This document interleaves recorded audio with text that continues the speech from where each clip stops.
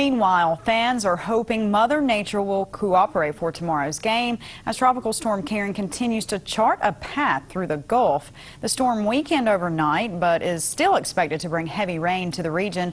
Florida Governor Rick Scott has declared a state of emergency as the storm draws closer to the Sunshine State. And while the storm isn't expected to reach hurricane strength and cities expected to experience direct contact with Karen, officials say you can't be too careful. Indra Petersons has more on tonight's top story. Tropical Storm Karen is heading for the Gulf Coast this weekend, taking a similar path to that of Hurricane Katrina, which devastated the Gulf Coast back in 2005. Katrina was a powerful Category 5 storm. Meanwhile, Karen will be a much weaker, likely a low Category 1 when it makes landfall late Saturday or early Sunday.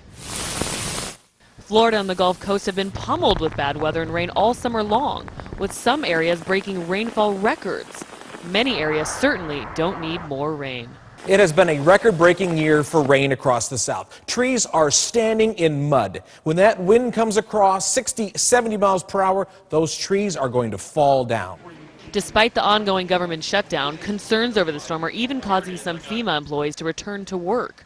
FEMA has begun to recall currently furloughed employees necessary to serve functions of the agency that protect life and property as they prepare for potential landfall for Tropical Storm Karen. Karen is the 11th named storm of what has been an unusually quiet hurricane season this year, with only Ingrid and Umberto becoming full hurricanes so far.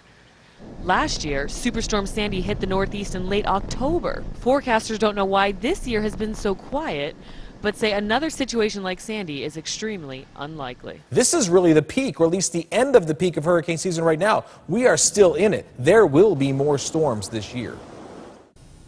While the season does not end until late November, time is running out. Much to the relief of those in our area and throughout the Gulf, Karen is expected to weaken as it approaches the Florida Panhandle and southeastern Louisiana this weekend.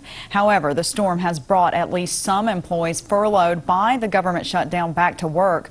About 1,000 civilian employees in the National Guard were sent home on Tuesday when the government shutdown went into effect. So far, about 30 have been called back due to the hurricane watches in the Gulf region.